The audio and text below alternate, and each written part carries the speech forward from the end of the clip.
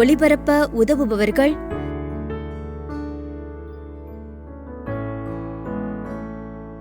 மகேந்திரன் பெர்னாண்டோ மற்றும் குடும்பத்தினர். குடும்பத்திற்கு இறைவன் செய்த அனைத்து நன்மைகளுக்கும் ஆசீர்வாதங்களுக்கும் நன்றியாகவும் மற்றும் தொடர்ந்து குடும்பத்திற்கு இறை ஆசீரும் வேண்டி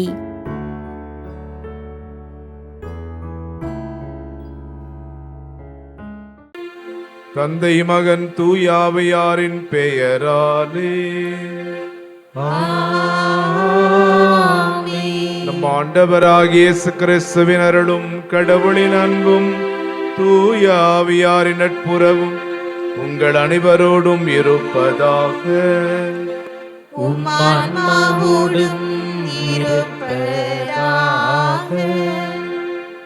தவக்காலத்தின் தொடக்க நாளை விபூதி புதன் அல்லது திருநீற்று புதன் என்று பல்வேறு பெயர்களால் அழைத்தாலும் சாம்பல் புதன் என்று அழைப்பது சரியானது. அடையாளங்கள் மனித வாழ்க்கையில் மிகவும் முக்கியமானவை. தவக்காலத்தின் தொடக்க நாளில் சாம்பல் எனும் அடையாளம் பயன்படுத்தப்படுகிறது. சாம்பல் திருவழிபாட்டிலே 2 காரணங்களுக்காக பூசப்படுகிறது. முதலாவதாக நமது மனமாற்றத்தை வெளிப்படுத்தும் வகையிலே மனந்திரும்பி நற்செய்தியை நம்புங்கள் என்கின்ற வார்த்தைகளை திருப்பணியாளர் பயன்படுத்தி நெற்றியில் சாம்பல் இடுகிறார். இரண்டாவதாக சில ஆண்டுகளுக்கு முன்பாக நம் இறுதி முடிவை நினைவுறுத்துகின்ற வகையிலே நீ மண்ணாக இருக்கிறாய் மண்ணுக்கே திரும்புவாய் என்கின்ற வார்த்தைகள் பயன்படுத்தப்பட்டு சாம்பல் பூசப்பட்டது. பழைய ஏற்பாட்டு காலத்திலும் சாம்பல் பல்வேறு காரணங்களுக்காக பயன்படுத்தப்பட்டது. ஒருவருடைய மனத்துயரை வெளிப்படுத்தவும் மனமாற்றத்தை அறிவிக்கவும் இந்த சாம்பல் பூசப்பட்டது. புழுதியிலும் சாம்பலிலும் இருந்து மனம் வருந்துகின்ற வழக்கத்தை இயேசு குறிப்பிட்டுள்ளதையும் நாம் கவனிக்க வேண்டும். கொராசின் நகர், பெத்சாய்தா நகர் ஆகிய நகர்களில் செய்யப்பட்ட வல்ல செயல்கள் தீர் சீதோன் நகரங்களில் செய்யப்பட்டிருந்தால் அங்குள்ள மக்கள் முன்பே சாக்கு உடை உடுத்தி சாம்பல் பூசி மனம் மாறியிருப்பர். சாம்பல் உயிர்களை வளர்க்கிற உரம். சாம்பல் தூசு படிந்த ஆடைகளை ஒளிமயமாக்கும் கரை நீக்கி. நாம் துவங்கியிருக்கிற தவக்காலம் நம் ஒவ்வொருவருக்குள்ளும் மாற்றங்களை கொண்டு வருகிற வசந்த காலமாக விளங்க வேண்டி இறைவனை வேண்டுவோம். மன்றாடுவோமாக. ஆண்டவரே, புனித நோன்புகளின் வழியாக கிறிஸ்தவ வாழ்வின் போராட்டத்தை தொடங்க எங்களுக்கு உதவி அருளும். அதனால் ஆன்மீக தீமைகளுக்கு எதிராக நாங்கள் போரிட்டு தன்னடக்கத்தின் உதவியால் காக்கப்படுவோமாக. உம்மோடு தூய ஆவியாரின் ஒன்றிப்பில் இறைவனா என்றென்றும் வாழ்ந்து ஆட்சி செய்கின்ற எங்கள் ஆண்டவரும் திருமகனுமாகிய இயேசு கிறிஸ்து வழியாக உம்மை மன்றாடுகிறோம்.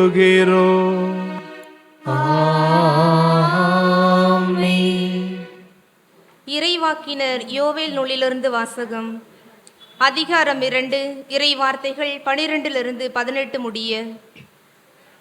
ஆண்டவர் கூறுகிறார், இப்பொழுதாவது உண்ணா நோன்பிருந்து அழுது புலம்பிக் கொண்டு உங்கள் முழு இதயத்தோடும் என்னை திரும்பி வாருங்கள். நீங்கள் உங்கள் உடைகளை கிழித்து கொள்ள வேண்டாம், இதயத்தை கிழித்து கொண்டு உங்கள் கடவுளாகிய ஆண்டவரிடம் திரும்பி வாருங்கள். அவர் அருள் நிறைந்தவர், இரக்கமிக்கவர், நீடிய பொறுமை உள்ளவர், பேரன்பு மிக்கவர், செய்ய கருதிய தீங்கை குறித்து மனம் மாறுகின்றவர்.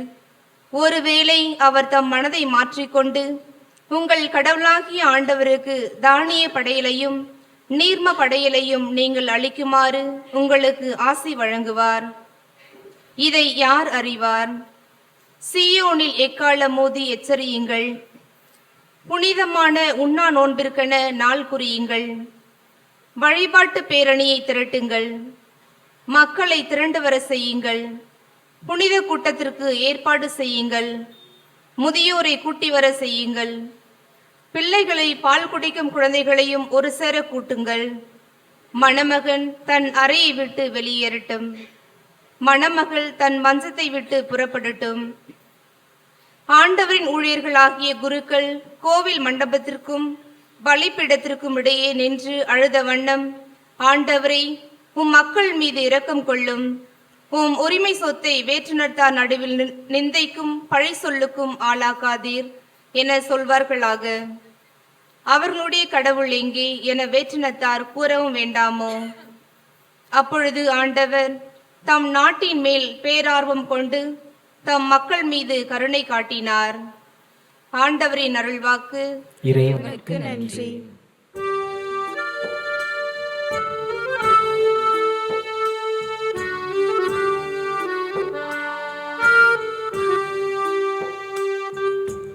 ஆண்டவரே இரக்கமாயிரும், ஏனெனில் நாங்கள் பாவம் செய்தோ. இரக்கமாயிரும். ஆண்டவரே இரக்கமாயிரும்,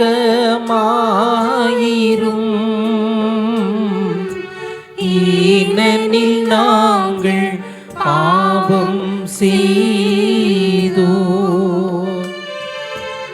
இரக்கமாயிரும். கடவுளே, உமது பேரன்புக்கு ஏற்ப எனக்கு இரங்கும். உமது அளவற்ற இரக்கத்திற்கேற்ப என் குற்றங்களை துடைத்தருளும். என் தீவினை முற்றிலும் நீங்கும்படி என்னை கழுவியருளும். என் பாவமற்று போகும்படி என்னை தூய்மைப்படுத்தும்.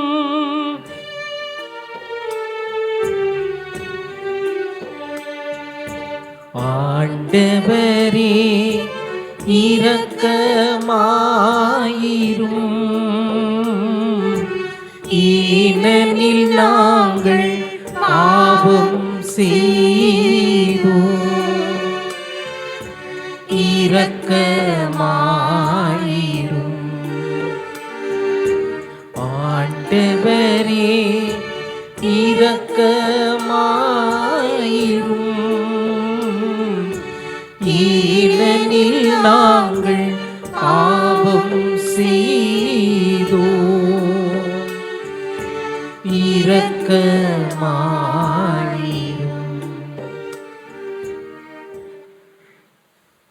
கடவுளோடு ஒப்புரவாகுங்கள், இதுவே தகுந்த காலம்.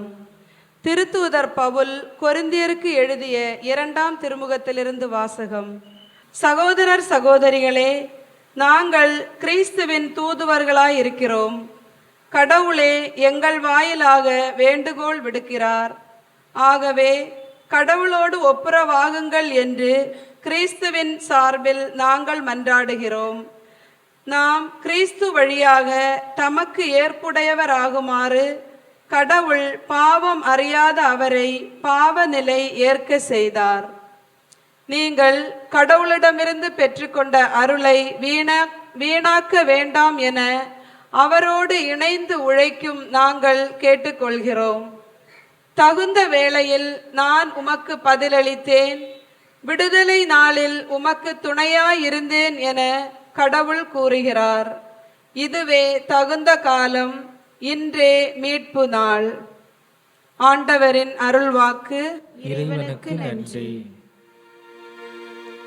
உங்கள் இதயத்தை கடினப்படுத்திக் கொள்ளாதீர்கள், மாறாக ஆண்டவரின் குரலை கேட்பீர்களாக. ஆண்டவருங்களோடு இருப்பாராக. உம் ஆன்மாவோடும் இருப்பாராக. மத்தேயு எழுதிய நற்செய்தியிலிருந்து வாசகம். ஆண்டவரே மாட்சி உமக்கே. பிரிவு 6 வசனங்கள் 1 முதல் 6 மற்றும் 16 முதல் 18 வரை. இயேசு தம் சீடரை நோக்கி கூறியது, மக்கள் பார்க்க வேண்டுமென்று அவர்கள் முன் உங்கள் அறச்செயல்களை செய்யாதீர்கள். இதை குறித்து நீங்கள் எச்சரிக்கையாயிருங்கள். இல்லை என்றால் உங்கள் விண்ணகத் தந்தையிடமிருந்து உங்களுக்கு கைமாறு கிடைக்காது. நீங்கள் தர்மம் செய்யும் போது உங்களை பற்றி தம்பட்டம் அடிக்காதீர்கள். வெளிவேடக்காரர் மக்கள் புகழ வேண்டுமென்று தொழுகை கூடங்களிலும் சந்துகளிலும் நின்று அவ்வாறு செய்வர். அவர்கள் தங்களுக்குரிய கைமாறு பெற்றுவிட்டார்கள் என உறுதியாக உங்களுக்கு சொல்கிறேன். நீங்கள் தர்மம் செய்யும் போது உங்கள் வலக்கை செய்வது இடக்கைக்கு தெரியாதிருக்கட்டும். அப்பொழுது நீங்கள் செய்யும் தர்மம் மறைவாயிருக்கும். மறைவாய் உள்ளதை காணும் உங்கள் தந்தையும் உங்களுக்கு கைமாறு அளிப்பார். நீங்கள் இறைவனிடம் வேண்டும் பொழுது வெளிவேடக்காரரைப் போல் இருக்க வேண்டாம். அவர்கள் தொழுகை கூடங்களிலும் வீதியோரங்களிலும் நின்று கொண்டு மக்கள் பார்க்க வேண்டுமென இறைவேண்டல் செய்ய விரும்புகிறார்கள். அவர்கள் தங்களுக்குரிய கைமாறு பெற்றுவிட்டார்கள் என உறுதியாக உங்களுக்கு சொல்கிறேன். ஆனால் நீங்கள் இறைவனிடம் வேண்டும் பொழுது உங்கள் உள்ளறைக்கு சென்று கதவை அடைத்து கொண்டு மறைவாய் உள்ள உங்கள் தந்தையை நோக்கி வேண்டுங்கள். மறைவாய் உள்ளதை காணும் உங்கள் தந்தையும் உங்களுக்கு கைமாறு அளிப்பார். மேலும் நீங்கள் நோன்பிருக்கும் போது வெளிவேடக்காரரைப் போல முகவாட்டமாய் இருக்க வேண்டாம். தாங்கள் நோன்பிருப்பதை மக்கள் பார்க்க வேண்டுமென்றே அவர்கள் தங்கள் முகங்களை விகாரப்படுத்திக் கொள்கிறார்கள். அவர்கள் தங்களுக்குரிய கைமாறு பெற்றுவிட்டார்கள் என உறுதியாக உங்களுக்கு சொல்கிறேன். நீங்கள் நோன்பிருக்கும் போது உங்கள் தலையில் எண்ணெய் தேய்த்து முகத்தை கழுவுங்கள். அப்பொழுது நீங்கள் நோன்பிருப்பது மனிதருக்கு தெரியாது, மாறாக மறைவாயிருக்கிற உங்கள் தந்தைக்கு மட்டும் தெரியும். மறைவாய் உள்ளதை காணும் உங்கள் தந்தையும் உங்களுக்கு ஏற்ற கைமாறு அளிப்பார். ஆண்டவரின் அருள்வாக்கு. கிறிஸ்துவே உமக்கு புகழ். சாம்பல் புதன் வழிபாட்டிற்காக 2 வயது குழந்தை அவருடைய பெற்றோரோடு சென்றார். சாம்பல் பூசுகிற அந்த நேரத்திலே அந்த பெற்றோர் அந்த குழந்தையை மட்டும் விட்டுவிட்டு சாம்பலை பூசிக்கொண்டு வந்தார்கள். இது அந்த குழந்தைக்கு வருத்தமாக இருந்தது. அம்மாவை பார்த்து அந்த குழந்தை சொன்னாள், நான் அப்பாவைப் போல உங்களைப் போல பச்சை குத்தி கொள்ள விரும்புகிறேன். அன்புக்குரியவர்களே, பச்சை குத்தி கொள்ளுகிற வழக்கம் இன்றைக்கு நம்மிடையும் அதிகமாக பரவி இருக்கிறது. டாட்டூ என்று ஆங்கிலத்தில் சொல்வார்கள். அமெரிக்காவுடைய மக்கள் தொகையிலே 1/3 பகுதியினர் பச்சை குத்தி கொள்வதாக சொல்லப்பட்டிருக்கிறது. ஆனால் இன்றைக்கு நம்முடைய தாய் திருச்சபை, இங்கே இருக்கக்கூடிய நம்மில் ஒரு சிலர் தெரிந்தும் தெரியாமலும் பச்சை குத்தி வைத்திருக்கிறோம். ஆனால் தாய் திரு அவை இன்று நம் அனைவருக்கும் நம்முடைய நெற்றிகளிலே பச்சை குத்தி கொள்ள நமக்கு அழைப்பு விடுக்கிறது. இந்த சாம்பலில் பச்சை குத்தி கொள்கிறோமே, இது நமக்கு ஒரு அலங்காரம் அல்ல, மாறாக அது ஒரு அறிவிப்பு. It is not a decoration but declaration. எதை அறிவிக்கிறது? முதலாக நாம் மனிதர்கள் என்பதை இந்த சாம்பல் நமக்கு அறிவிக்கிறது.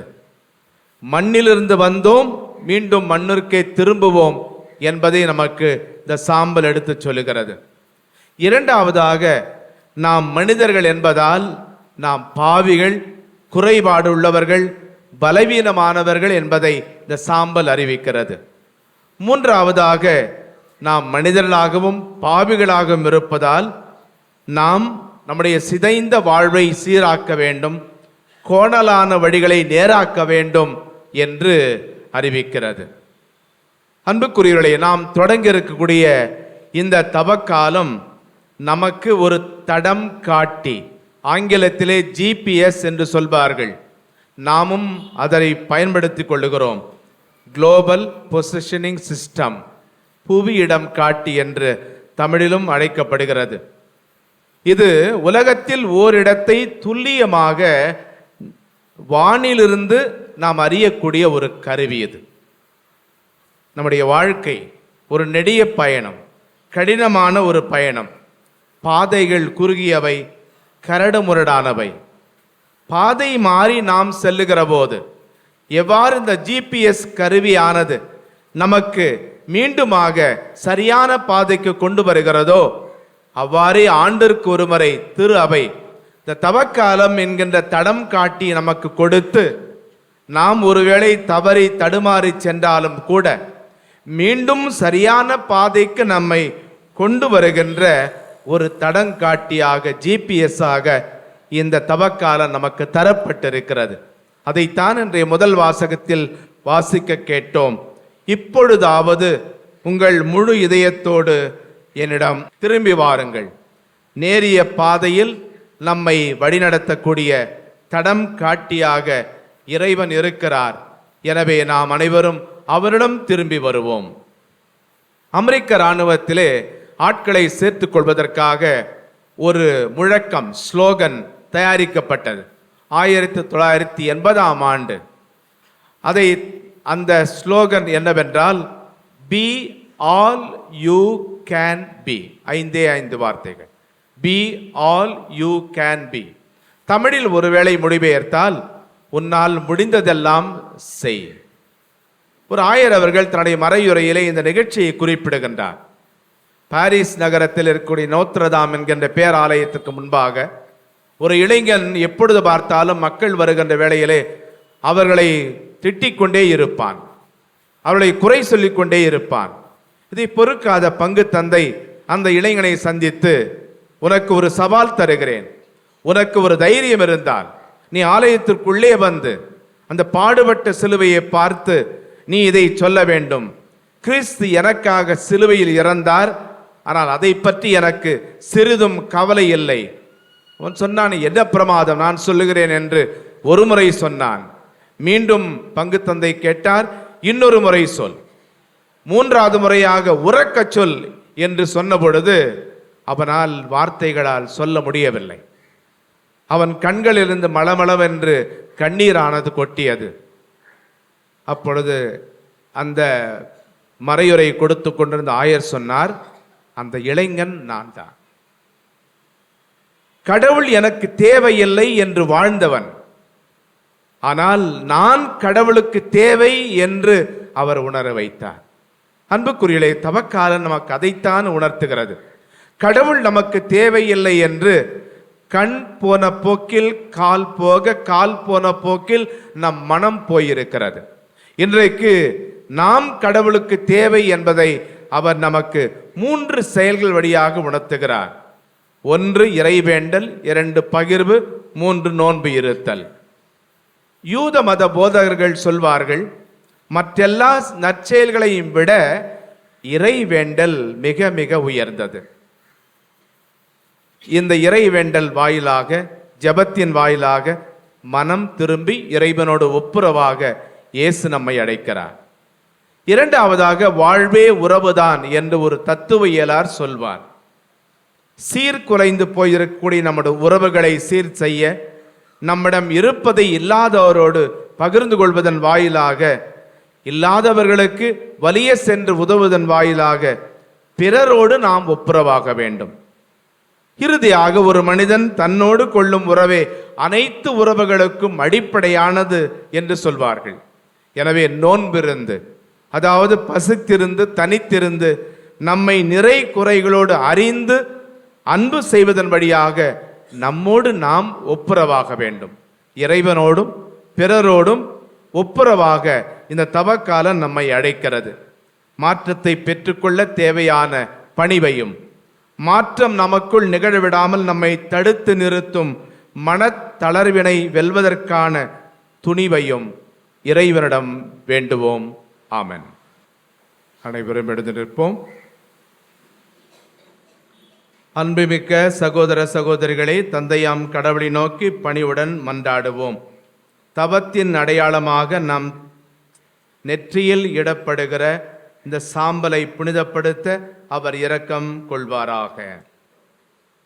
இறைவா, எங்கள் தாட்சியின் பொருட்டு நீர் மனம் இறங்குகின்றீர், பரிகாரங்களினால் மகிழ்கின்றீர். பக்தியுள்ள எங்கள் மன்றாட்டுகளுக்கு செவி சாய்த்தருளும். இந்த சாம்பலை பூசிக்கொள்ளுகிற மடியார்கள் மீது உமது ஆசியின் அருளை கனிவுடன் பொழிந்தருளும். அதனால் நாங்கள் தவக்காலத்தின் தவமுயற்சிகளை பின்பற்றி திருமகனின் பாஸ்கா மறைநிகழ்வை கொண்டாடவும் தூய்மைப்படுத்தப்பட்ட மனதுடன் வாழவும் தகுதி பெறுவோமாக. எங்கள் ஆண்டவராகிய கிறிஸ்து வழியாக உம்மை மன்றாடுகிறோம். ஆமென்.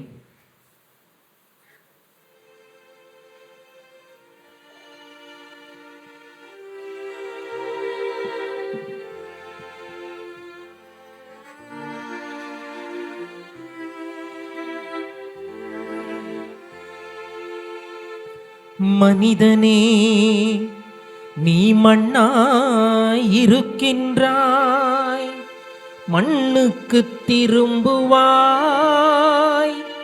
மறவாதே மறவாதே என்றும்.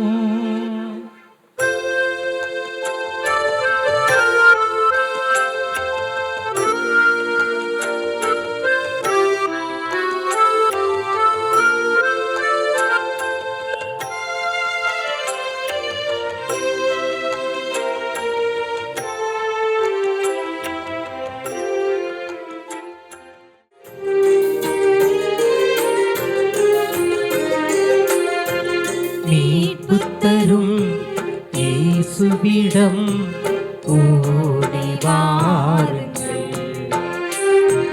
மீட்படைந்து ஆவியிலே முழுமை காணுங்கள்.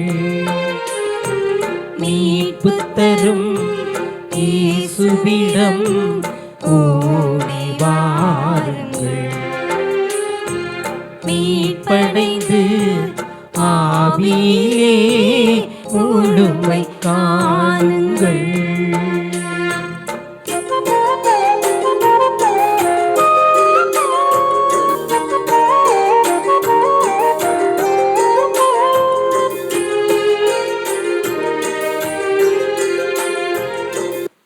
சகோதரர்களே, சகோதரிகளே, என்னுடையது உங்களதுமான அந்த இப்பலி எல்லாமல்ல தந்தையாக இறைவனுக்கு ஏற்றதாகும்படி மன்றாடுங்கள்.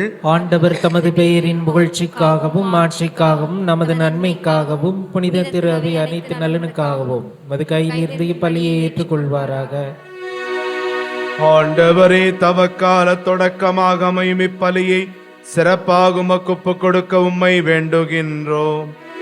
தவ செயல்களாலும் பிறர் அன்பு செயல்களாலும் நாங்கள் தீயாசைகளை அடக்குவோமாக.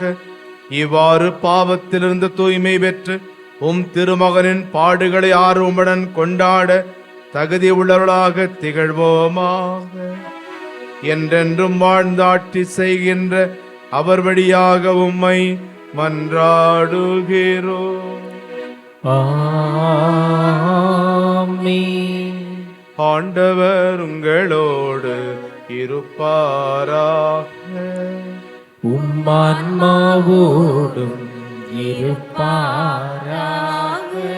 இதயங்களை மேலே எழுப்புங்கள். ஆண்டவரிடம் எழுப்பியுள்ளோம். நம் இறைவனாகிய ஆண்டவருக்கு நன்றி கூறுவோம்.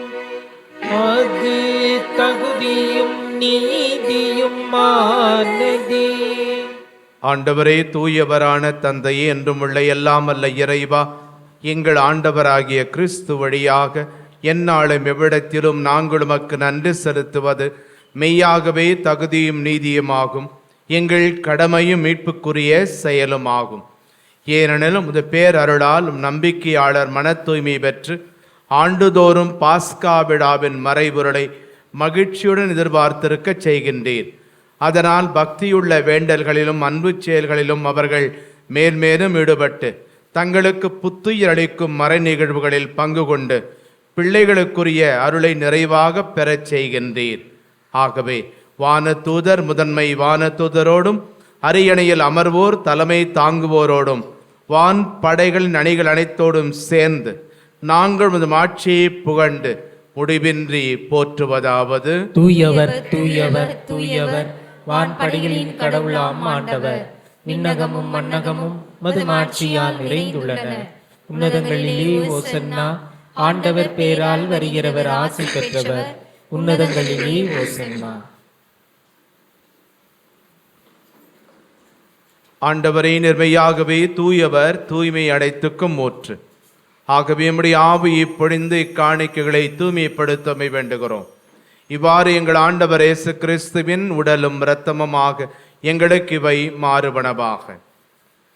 அவர் பாடுபட உளம் கனிந்து தம்மை கையளித்த போது அப்பத்தை எடுத்து நன்றி செலுத்தி அதை பிட்டு தம் சீடர்களுக்கு அளித்து இயேசு கூறியதாவது: அனைவரும் இதிலிருந்து பெற்று உண்ணுங்கள், ஏனெனில் இது உங்களுக்காக கையளிக்கப்படும் என் உடல்.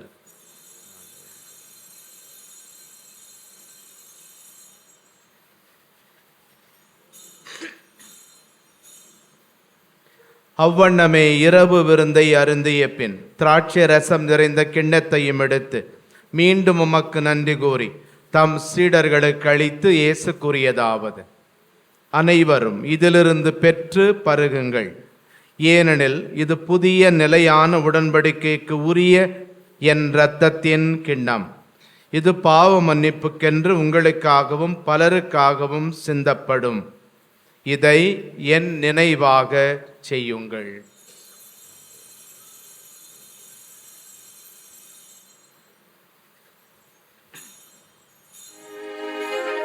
நம்பிக்கையின் மறைபொருள்.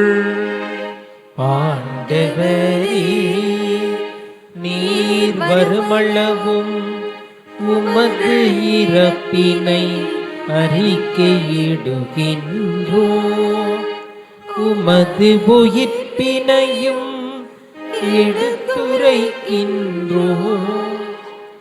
ஆகவே ஆண்டவரே, நாங்கள் கிறிஸ்துவின் இறப்பினையும் உயிர்ப்பினையும் நினைவு கூர்ந்து வாழ்வு தரும் அப்பத்தையும் மீட்பளிக்கும் கிண்ணத்தையும் உமக்கு ஒப்புக் கொடுக்கின்றோம். உம் திருமுன் நின்று உமக்கு ஊழியம் புரிய தகுந்தவர்கள் எங்களை ஏற்றுக்கொண்டீர். எனவே உமக்கு நன்றி செலுத்துகின்றோம். மேலும் கிறிஸ்துவின் உடலிலும் இரத்தத்திலும் பங்கு கொள்ளும் எங்களை தூய ஆவியார் ஒன்று சேர்க்க வேண்டுமென உம்மை தாழ்மையுடன் மன்றாடுகிறோம். அகில உலக திருச்சபைக்காக நாம் சிறப்பாக ஜெபிப்போம். மருத்துவமனையில் சிகிச்சை பெற்று வருகிற நமது திருத்தந்தை அவர்கள் முழுமையான குணம் பெற மன்றாடுவோம். நம்முடைய ஆயர்களுக்காகவும் திருப்பணியாளர்களுக்காகவும் துறவியருக்காகவும் மற்றும் இறை மக்கள் அனைவருக்காகவும் மன்றாடுவோம். உயிர் தொடும் எதிர்நோக்குடன் துயில் கொள்ளும் எங்கள் சகோதரர் சகோதரிகளையும் இறந்தோர் அனைவரையும் இரக்கத்துடன் நினைவு கூர்ந்து உமது திருமுக ஒளியினுள் ஏற்றருளும். எங்கள் அனைவர் மீதும் இரக்கமாயிரும். கடவுளின் கன்னித்தாயான புனித மரியா, அவருடைய அன்பு கணவரான புனித யோசேப்பு, புனித திருத்தூதர்கள், இவ்வுலகில் நமக்கு உகந்தவராய் இருந்தோராகிய புனிதர் அனைவருடனும் நாங்கள் நிலை வாழ்வில் பங்கு கொள்ளும் தகுதி பெற்று திருமகன் இயேசு கிறிஸ்து வழியாக உம்மை புகழ்ந்தேத்து மரமரள உம்மை மன்றாடுகிறோம். இவர் வழியாக இவரோடு இவரில் எல்லாம் வல்ல இறைவனாகிய தந்தையே, தூயாவியாரின் ஒன்றிப்பில் எல்லா புகழும் மாட்சியும் என்றென்றும் உமக்கு உரியதே. ஆமென்.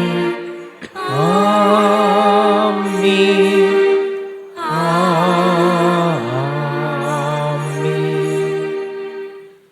இறை வேண்டல் வழியாக இறைவனோடும் பகிர்வின் வழியாக பிறரோடும் மற்றும் நம்முடைய தவத்தின் வழியாக நம்மோடும் ஒப்புரவாக வேண்டிய அருளுக்காக மன்றாடுவோம். விண்ணுலகில் இருக்கின்ற எங்கள் தந்தையே, உமது பெயர் தூயது என போற்றப் பெறுக. உமது ஆட்சி வருக. உமது திருவுளம் விண்ணுலகில் நிறைவேறுவது போல மண்ணுலகிலும் நிறைவேறுக. எங்கள் அன்றாட உணவை இன்று எங்களுக்கு தாரும். எங்களுக்கு எதிராக குற்றம் செய்வோரை நாங்கள் மன்னிப்பது போல எங்கள் குற்றங்களையும் மன்னியும். எங்களை சோதனைக்கு உட்படுத்தாதேயும், தீமையிலிருந்து எங்களை விடுவித்தருளும். ஆண்டவரே, தீமை அனைத்திலிருந்தும் எங்களை விடுவித்து எங்கள் வாழ்நாளில் அமைதியை கனிவுடன் அருளும் மன்றாடுகிறோம். உமது இரக்கத்தின் உதவியால் நாங்கள் பாவத்திலிருந்து எப்போதும் விடுதலை பெற்று யாதொரு கலக்கமுமின்றி நலமாயிருப்போமாக. நாங்கள் எதிர்நோக்கி இருக்கும் பேரின்பத்துக்காகவும் எம் மீட்பராகிய இயேசு கிறிஸ்துவின் வருகைக்காகவும் காத்திருக்கின்றோம். ஏனெனில் ஆட்சியும் வல்லமையும் ஆட்சியும் என்றென்றும் உமதே. ஆண்டவரே இயேசு கிறிஸ்துவே, அமைதியை உங்களுக்கு விட்டுச் செல்கின்றேன், என அமைதியை உங்களுக்கு அளிக்கின்றேன் என்றும் திருத்தூதர்களுக்கு முடிந்தீரே. எங்கள் பாவங்களை பாராமல் நாங்களும் மேல் வைத்திருக்கும் நம்பிக்கை மட்டுமே கண்ணோக்கே உமது திருவுளத்திற்கு ஏற்ப எங்கள் ஒவ்வொருவருக்கும் மன அமைதியும் மகிழ்ச்சியும், குடும்பங்களுக்கு ஒற்றுமையும், உலகிற்கு சமாதானத்தையும் அளித்தல்வீராக. என்றென்றும் வாழ்ந்து ஆட்சி செய்கின்றவர் நீரே. ஆமென். ஆண்டவருடைய சமாதானம் உங்களோடு என்றும் இருப்பதாக. மாண்போடும் இருப்பதாக. ஒருவருக்கொருவர் சமாதானத்தை அறிவித்துக் கொள்வோம். உலகின் பாவங்களை போக்கும் இறைவனின் செம்மறியே, எங்கள் மேல் இரக்கமாயிரும். உலகின் பாவங்களை போக்கும் இறைவனின் செம்மறியே, எங்கள் மேல் இரக்கமாயிரும். உலகின் பாவங்களை போக்கும் இறைவனின் செம்மறியே, எங்களுக்கு அமைதியை அளித்தருளும். இதோ இறைவனின் செம்மறி, இதோ உலகின் பாவங்களை போக்குபவர். செம்மறியின் விருந்துக்கு அழைக்கப்பட்டோர் பேறு பெற்றோர். ஆண்டவரே, நீர் என் இல்லத்தில் எழுந்தருள நான் தகுதியற்றவன். ஆனால் ஒரு வார்த்தை மட்டும் சொல்லியருளும், எனது ஆன்மா நலமடையும். மன்றாடுவோமாக. ஆண்டவரே, திருவிருந்து எங்களுக்கு உதவ வேண்டுமென உம்மை வேண்டுகின்றோம். அதனால் எங்கள் நோன்புகள் உமக்கு ஏற்புடையனவாகி நாங்கள் நலமடைய உதவுவனவாக. எங்கள் ஆண்டவராகிய கிறிஸ்து வழியாக உம்மை மன்றாடுகிறோம். இறைவா, மாண்புக்குரிய திருமன் தலை வணங்குபவர்களுக்கு ஆழமான மனத்துயரை கனிவுடன் தந்தருளும். தங்களுக்கு வாக்களிக்கப்பட்ட பரிசுகளை தவம் புரிவோர் இரக்கத்துடன் பெற்றுக்கொள்ள தகுதி பெறுவார்களாக. எங்கள் ஆண்டவராகிய கிறிஸ்து வழியாக உம்மை மன்றாடுகிறோம். ஆண்டவர்களோடு இருப்பாராக. உம்மான்மாவோடும் இருப்பாராக. எல்லாம் அல்ல இறைவன் தந்தை, மகன், தூயாவியார் உங்களுக்கு ஆசி வழங்குவாராக.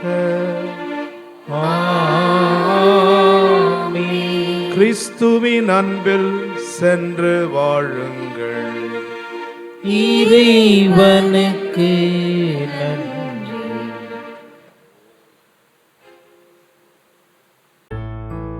திருப்பலி ஒளிபரப்ப உதவியவர்கள்: